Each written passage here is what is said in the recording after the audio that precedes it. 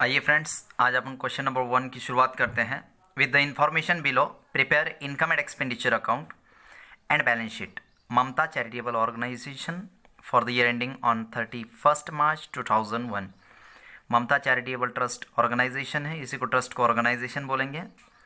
और आपको बनाना है prepare income and expenditure account, म्हणजे उत्पन्न आणि खर्चाचे खाते, किती उत्पन्न झालं किती खर्च झालं, अँड बैलेंस शीट ताळेबंद तुम्हाला तैयार करायचं है। तो आइए अकाउंट रेडी कर लेते हैं। In the books of Mamta charitable organisation income and expenditure account for the year ended on 31 March 2001। Particular amount ज़्यादा से ज़्यादा 15 लाइन में बना लो। 15 लाइन के अंदर पहला अकाउंट और दूसरे इसमें बैलेंस शीट बना लो 15 लाइन में। Balance sheet as on 31/3/2001, liabilities amount, assets amount. चलिए फास्ट अकाउंट रेडी कर लो। एक ही पेज में इसका काम है, गणित छोटा है तो अकाउंट रेडी कीजिए। तो कुछ इन्फॉर्मेशन दी गई। रिसिप्ट एंड पेमेंट अकाउंट, इसी को हम बोलेंगे कैश बुक। सेम ये कैश बुक आपकी जैसी होती है, कैश बुक की तरह होगा कि आपके पास कैश कैसे आई और कैश कैसे गई। कैश येण्याचं कारण आणि जाण्याचं कारण। तो टू वाले आप बाय बोल के लिखेंगे अकाउंट के अंदर, और बाय वाले टू बोल के लिखेंगे। यानी ये जो बैलेंस है ये क्रेडिट बैलेंस है, तो क्रेडिट साइड में लिखिए, और ये जो बैलेंस है डेबिट बैलेंस है, डेबिट में लिखिए। तो ये जो अकाउंट जो दिया आपको रिसिप्ट एंड पेमेंट अकाउंट, इसके डेबिट साइड की शुरुआत 2 से करेंगे तो कुछ एडजस्टमेंट है। देखिए, to 800 members paying annual subscription 100 each. 800 member है, सब्सक्रिप्शन का मतलब वर्गनी। अब कोई भी संस्था रही तो वहाँ वर्गनी देने वाले कुछ सभासद होते हैं। तो 800 सभासद है, एक सभासद 100 रुपये देगा। तर 800 × 100 जर केलं तर 8 × 8 और ये 4 0, 80,000 रुपये वर्गणी मिळणार। दरवर्षी आपल्याला वर्गणी 80,000 मिळते ममता चैरिटेबल ऑर्गेनाइजेशनला, लेकिन 80,000 में वर्गणी सिर्फ कितनी मिली? सब्सक्रिप्शन में इंक्लूड्स है 5,500 पिछले साल का, 1998-99 का। तो वर्गणी टोटल 81,000 मिल गई, लेकिन 81,000 जो वर्गणी मिली उसमें पिछले साल का 5,500 लेस करो तो आपका बचेगा इनर कॉलम में 85,500। तो 4,500 रुपये आउटस्टैंडिंग है। तो ये इसका एडजस्टमेंट बाद में देखेंगे, पहले टिक मार लो। आउटस्टैंडिंग सैलरी ₹2,000 है, सैलरी का 2,000 रुपये आउटस्टैंडिंग है, आज नहीं तो कल देंगे। तो ये सैलरी को टिक मार लो। द असेट्स 1,499 को वेयर एज फॉलोज। फर्नीचर था 40,000, इन्वेस्टमेंट थी 20,000 और लैंड थी 1 लाख। तो ये तीनों असेट आपके पास है, तो असेट ओपनिंग बैलेंस बोल के ले लेंगे। नई इन्वेस्टमेंट परचेस करे उसको टिक मार लो, क्यों तो उसमें ऐड करना पड़ेगा। फर्नीचर पहला नहीं है, लैंड भी पहले नहीं है। Cash in hand cash at bank ये लेंगे, ये cash in hand cash at bank कहीं नहीं आता, इसको फुल्ली मार लेना। सेल ऑफ फर्नीचर देखिए, बुक वैल्यू 10,000 का फर्नीचर 8,000 में बेचे, तो 10 का फर्नीचर 8 में बिका, तो 2,000 रुपये हमारा लॉस हुआ। तो फर्नीचर आपके पास ये ओल्ड है 40,000 का, इसमें से 10 का माइनस करेंगे, 30,000 रुपये बाहर लिखेंगे। तो आइए सबसे पहले एडजस्टमेंट देखकर टिक मार लेते हैं। 1 2 ये फर्नीचर का एडजस्टमेंट है, सैलरी 3, इन्वेस्टमेंट 4। प्रॉब्लम एकदम इजी है, ज़्यादा हार्ड नहीं है, बहुत ही फास्ट और अर्जेंट होने वाला पॉइंट है। आधे घंटे के अंदर ये प्रॉब्लम ख़त्म हो जाता है। तो आइए सबसे पहले बेसिक पॉइंट, आपको लायबिलिटी साइड पे आना है। गणित की शुरुआत हमेशा बैलेंस शीट से कीजिए कि आपके पास कैपिटल फंड कितना है। तो एडजस्टमेंट से इसकी शुरुआत करेंगे। 1/4/2001 को कैपिटल फंड था 2,05,000, तो कैपिटल फंड वाज 2,05,000। तो लिखिए सबसे पहले कैपिटल फंड, इनर कॉलम में लायबिलिटी साइड पे लिखिए कैपिटल फंड।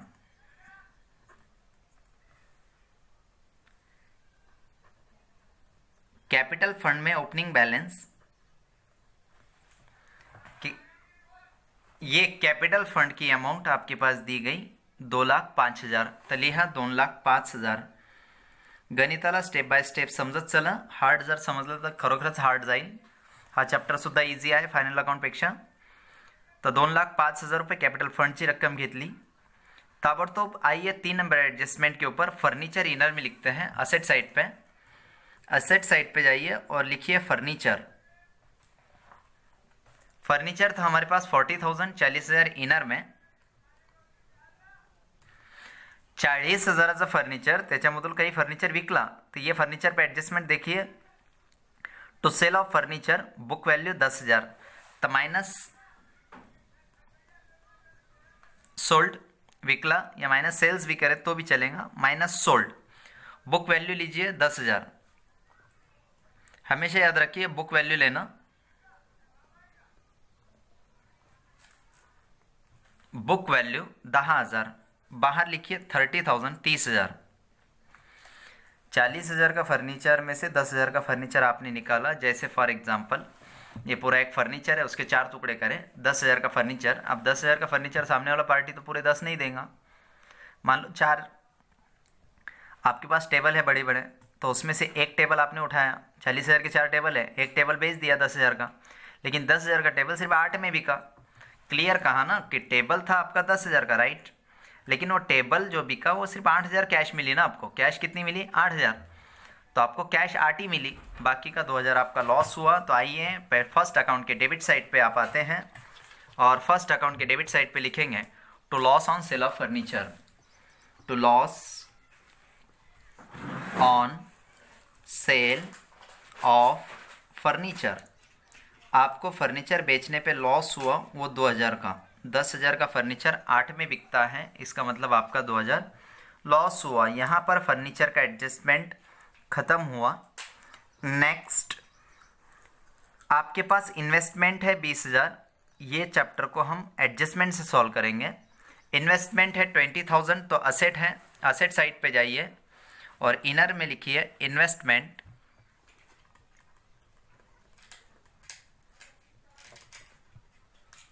$20,000 20,000। इन्वेस्टमेंट आपने 20,000 रुपये की ऑलरेडी जूनी इन्वेस्टमेंट थी, नई इन्वेस्टमेंट परचेस करें 60,000, तो इसको बोलेंगे plus purchased during the year बोल सकते हैं, प्लस परचेस्ड करंट ईयर भी बोल सकते हैं। परचेस करें तो परचेस करी हुई इन्वेस्टमेंट 60,000, 20,000 इन्वेस्टमेंट पहली, अभी की इन्वेस्टमेंट 60,000, टोटल इन्वेस्टमेंट 80,000 है। अब आप बोलेंगे सर इसके ऊपर एडजस्टमेंट है, टू इंटरेस्ट ऑन इन्वेस्टमेंट 1,800 रुपये, तो ये एडजस्टमेंट नहीं है, सिर्फ 2 को बाय करके फर्स्ट अकाउंट में डाल देंगे, इस पर कोई एडजस्टमेंट नहीं है। तो इन्वेस्टमेंट का पॉइंट खत्म हुआ। लैंड पे कोई एडजस्टमेंट नहीं है, लैंड यानी ज़मीन प्लॉट जो आपका होता है वो डायरेक्ट एसेट साइड पे लिखिए लैंड। अपने पास ज़मीन है टोटल 1 लाख की, वो आपकी एसेट है, तो असेट साइड पे 1 लाख रुपीज़, 1 लाख रुपये आपकी असेट। देखिए friends, to balance brought down बोल के cash in hand, cash at bank, total जो 40,000 दिया ना इसको फुल्ली मार देना, ये लेना नाही, म्हणजे हे कधीच घ्यावं नाही, कारण की उरलेले पैसे सुरुवातीला एवढे पैसे होते, त्याच्यातून आता एवढे पैसे उरले, तो उरलेले पैसे बॅलन्स शीटमध्ये येतात, तो बॅलन्स शीट में कैश इन हैंड और कैश एट बैंक ये दोनों पॉइंट आप असेट में लिखेंगे इस साइड में। अभी फिलहाल जो पॉइंट कंटिन्यू चल रहा है उसे देखते हैं। टू सब्सक्रिप्शंस, यही एक डोके दुकी हुई है, इसमें ही नया पॉइंट एडजस्टमेंट का समझने जैसा।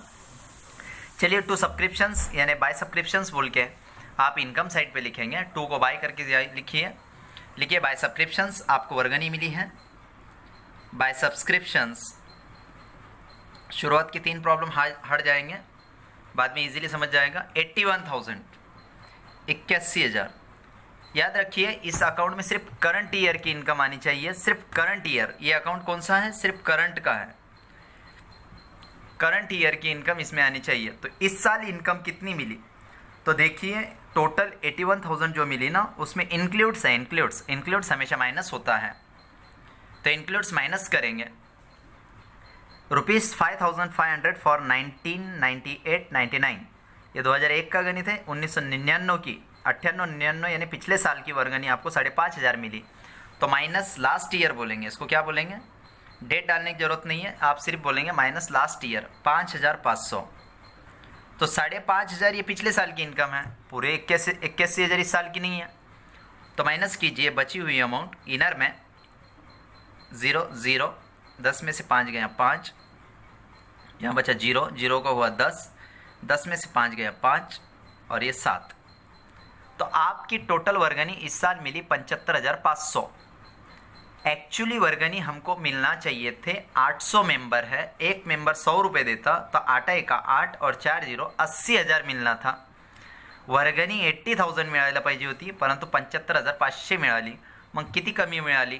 त्या कमी मिळालेलं म्हणायचं प्लस आउटस्टैंडिंग इनकम मिलना बाकी है, वो मिलना बाकी है 4,500 रुपये.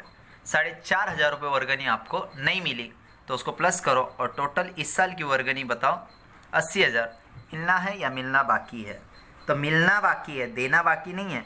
तो लेना है ना वर्गणी, तो लेना यानी असेट है अपनी. आज नहीं तो कल पैसा आएगा, तो ये लेना बाकी है और ये देना बाकी है. तो लेना है क्या देना है वर्गणी? लेना है. तो देखिए आपको वर्गणी मिलना है 4,500, हमारी वो असेट है. तो असेट साइड पे मैं बता दूंगा आउटस्टैंडिंग सब्सक्रिप्शन. क्या बोलेंगे? Outstanding subscription. पिछले साल की सब्सक्रिप्शन आपको मिली थी, वो डायरेक्ट लेस करेंगे. नो सेकंड इफेक्ट, क्यों तो बाकी नहीं है ना, मिल गई ना वो. तो जो वर्गणी मिल गई उसका सेकंड इफेक्ट नहीं होता. तो जो वर्गणी मिलना बाकी है वो सिर्फ 4,500 है, तो मैं 4,500 असेट पे लिखूंगा. जो वर्गणी मुझे मिलना बाकी है, अभी भी ये पॉइंट अगर नहीं समझा फिर से देखिए. सब्सक्रिप्शन टोटल 81,000 मिला, हाँ, जिसमें लास्ट ईयर का इंक्लूड्स है. उसने बोला 98, 99 का 5,500, तो वो माइनस कर देंगे, कि तो वो करंट ईयर की इनकम नहीं है, इसलिए लेस करते. उसको हमेशा याद रखना, लास्ट ईयर की कुछ इनकम मिलना बाकी थी, आज मिल गई, लेस कर दिया, 75,500 बचा. अब ये करंट ईयर का इतना ही मिला, तो जितना मिलना बाकी वो आउटस्टैंडिंग 4,500 रुपये यहाँ वो आया 80,000. तो ये 80,000 टोटल वर्गणी मिलना बाकी थी, 4,500 मिलना बाकी है. तो अपनी मिलना बाकी है ना एसेट है, तो आउटस्टैंडिंग सब्सक्रिप्शन बोल के हम उसको एसेट साइड पे बता देंगे. तो ये था अभी आपने देखा सब्सक्रिप्शन का पॉइंट, वर्गणी का पॉइंट. हर एक मस्जिद चर्च में वर्गणी जमा करते हैं मेंबर लोगों से. आइए, जो इंटरेस्ट ऑन इन्वेस्टमेंट का 1,800 रुपये है. ओके, तो इंटरेस्ट ऑन इन्वेस्टमेंट ये सीधा 2 को बाय बोल के इनकम साइड पे लिखिए बाय. इस अकाउंट के फर्स्ट अकाउंट के क्रेडिट साइड में लिखिए bye interest on investments. Interest on investments ये जो पॉइंट है वो 1,800 रुपये का है, यानी 1,800 रुपये आपको इन्वेस्टमेंट पे बैज मिला. इस पर कोई एडजस्टमेंट नहीं है, डायरेक्ट दिया, डायरेक्ट बाहर लिखा. नेक्स्ट पॉइंट, आपने सेल ऑफ फर्नीचर का ऑलरेडी कर लिया है. बाय सैलरीज पे लिखिए 2 सैलरीज. इधर के आइटम इधर जाना और इधर के आइटम इधर जाना, उल्टे साइड में. तो बाय सैलरीज है, सैलरीज खर्चे का अकाउंट है, तो यहाँ चेक कर लेना, इनकम इधर जाएगी और एक्सपेंडिचर्स खर्चे इधर जाएंगे. एक्सपेंडिचर का मतलब एक्सपेंसेस, सिर्फ नाम होता है एक्सपेंडिचर. ये भी खर्च है, तो ये खर्चे लिखिए 2 सैलरीज. कुछ सैलरीज पेड हुई, वो सैलरीज पेड हुई 18,000, तो लिखिए इनर में 18,000 का सैलरी दिया. ये एडजस्टमेंट हम बार कर चुके हैं, बहुत बार कर चुके हैं. 18,000 की सैलरी में अभी आउटस्टैंडिंग है 2,000, इसका मतलब साल भर सैलरी 20,000 लगती है. प्लस आउटस्टैंडिंग करो, प्लस आउटस्टैंडिंग अभी 2,000 रुपये देना है, तो टोटल सैलरी हुआ 20,000. तो ये 2,000 रुपये सैलरी आउटस्टैंडिंग है, तो आउटस्टैंडिंग लाइबिलिटी पे है, क्यों तो देना पड़ेगा आज नहीं तो कल. तो लाइबिलिटी साइड पे आइए, कम से कम ऊपर 2-3 लाइन छोड़ दो, क्यों तो एक आधा लाइन सरप्लस को लगेगा और एक आधा कैपिटलाइज को. 2 लाइन छोड़ देंगे. अभी लिखिए आउटस्टैंडिंग सैलरीज.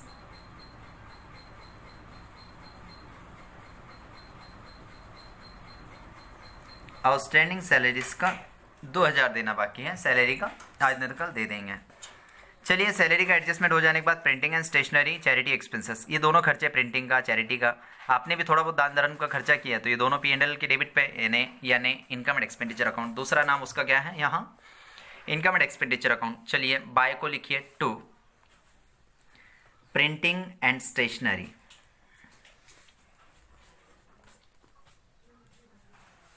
तो प्रिंटिंग एंड स्टेशनरी का यहाँ दिया 22,000, डायरेक्ट बाहर लिखिए 22,000. वही लिखिए 2 चैरिटी एक्सपेंसेस.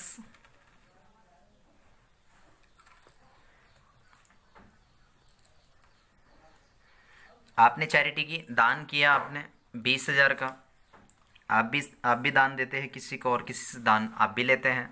इन्वेस्टमेंट का पॉइंट हो गया, सिर्फ 2 पॉइंट बचे हैं. ये cash in hand, cash at bank, आपको मालूम है ऑल थिंग इज़ मनी, सब कुछ पैसा असेट है आपकी, तो असेट साइड में आई है. और लिखिए कैश इन हैंड, डायरेक्ट बाहर 700 रुपये, कैश इन हैंड 700, 700 रुपीज़. उसी के नीचे लिखिए cash at bank, cash at bank का 10,100, 10,100 रुपीज़। चलिए सारे पॉइंट ख़त्म हुए। अब इस अकाउंट को पहली एडजस्टमेंट रेड हो गई, आउटस्टैंडिंग सैलरी का भी हो गया, असेट भी हो गई, कैपिटल फंड भी हो गया। अब इसको क्लोज करने का सिस्टम आप देख लीजिए और स्वयं क्लोज करना सीख लीजिए। इसको क्लोज करना कोई ज़्यादा हार्ड नहीं है। Income and expenditure account, expenditures का मतलब होता है खर्चे और ये इनकम्स। तो कौन सी साइड की टोटल बड़ी है, एक बार डेबिट की टोटल चेक कर लेते हैं। 0 0 0 2 2 4 और ये 6, 64,000। और क्रेडिट की टोटल देखिए 81,800, 81,800। तो 81,800 माइनस 64,000 खर्चा लेस करेंगे तो आपको अमाउंट बचेगा 17,800। कितना बचेगा? 17,800, यानी 17,800 रुपये बचे। 81,800 माइनस 64,000, 17,800। तो ये 17,800 रुपये, इसमें प्रॉफिट दो बार नहीं निकालना पड़ता, एक ही बार निकालना पड़ेगा। क्या किया? खर्चे की टोटल किया, इनकम की टोटल की, ये टोटल में से इस टोटल को माइनस किया। 81,800 ये मेरी इनकम हुई, खर्चा हुआ 64,000। अब आने वाला जो फर्क है उसको बोलेंगे पैसा बच गया, तो उसको कहते हैं यहाँ पर सरप्लस। क्या कहेंगे? सरप्लस। और वो सरप्लस आया आपने लेस करने के बाद 17,800 रुपये। तो मैं यहाँ लिखूँगा 17,800 और दोनों साइड की टोटल 81,800, 81,800। अब पार्टनर इसमें नहीं होते हैं, पॉइंट बी नोटेड। पॉइंट को नोट किया जाए कि यहाँ पर आने वाला नफ़ा ये संस्था का होता है। संस्था में कितने भी मेंबर रहे तो 800 मेंबर में अलग अलग बांटने की ज़रूरत नहीं है, वो ट्रस्ट के नाम पे होता है। जैसे फॉर एग्जांपल आपका कॉलेज जीएस कॉलेज, तो जीएस कॉलेज के 3-4 जितने भी 7 8 10 15 20 जितने भी लोग उसके मेंबर हैं, तो उन सारे लोगों को प्रॉफिट बांट के नहीं दिया जाता। वहाँ पर सीधा सीधा बोलते चेक हो कुछ भी हो वो किसके नाम पे निकलेगा? कॉलेज के नाम पे निकलेगा। तो यहाँ का प्रॉफिट सरप्लस। तो ज़्यादा क्या है? इनकम ज़्यादा है, एक्सेस ऑफ इनकम्स। क्या ज़्यादा है यहाँ? Excess of incomes. यहाँ इनकम ज़्यादा है, एक्सेस का मतलब ज़्यादा, EXCESS, एक्सेस ऑफ इनकम्स। काय से ज़्यादा है? एक्सपेंडिचर्स थे, तो यह बोलेंगे of expenditures, excess of incomes over expenditures. ये लाइन आपको याद रही तो ठीक है, धीरे धीरे ऑटोमेटिक याद हो जाएगी। Excess of incomes over expenditures वो है 17,800, दोनों साइड की टोटल इक्वल। और ये जो है आपके ट्रस्ट का फंड बढ़ाएगा सरप्लस, तो सरप्लस प्लस सरप्लस। तो आइए सरप्लस करते हैं, प्लस प्लस सरप्लस। तो सरप्लस यहाँ पर 17,800। तो आइए फिर सरप्लस यानी ये प्रॉफिट है और इसको ऐड करके लायबिलिटी साइड पे बाहर लिखते हैं 0 0 8 7 + 5 12 कैरी 1 1 1 2 एंड 2 2,22,800। यहाँ आपका प्रॉफिट आया, कैपिटल फंड आया टोटल 2,22,800। अब इसकी बैलेंस शीट की टोटल आप स्वयं कीजिए और बैलेंस शीट की दोनों साइड की टोटल इक्वल आनी ही चाहिए, 2,24,800। देखिए एक बार बैलेंस शीट की टोटल इक्वल की। आइए फ्रेंड्स एक करेक्शन कीजिए, 2,05,500। यहाँ पर कैपिटल फंड है 2,05,500, तो इसको कीजिए 2,05,500, 2,05,500 और इसकी टोटल बाहर कीजिए 500 रुपये इसमें इंक्रीज कीजिए, 2,23,300, 2,23,300, 2,23,300 और बैलेंस शीट की टोटल दोनों साइड की इक्वल आने वाली है 2,25,300, 2,25,300। यहाँ पर प्रॉब्लम मैच हुआ 2,25,300।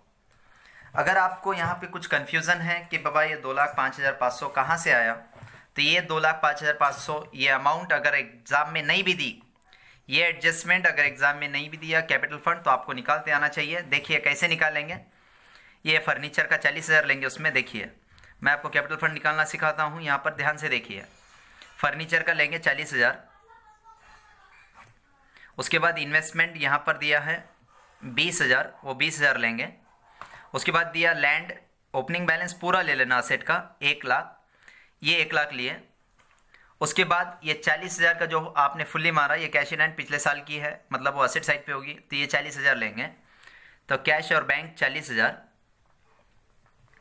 उसके बाद ये जो सब्सक्रिप्शन इंक्लूड्स है 5,500, मतलब ये आउटस्टैंडिंग सब्सक्रिप्शन अभी अभी जो असेट पे आया 4,500, इसके जैसा ही वो 5,500 रुपये आउटस्टैंडिंग था, तो वो 5,500 रुपये आउटस्टैंडिंग सब्सक्रिप्शन यहीं लिखेंगे।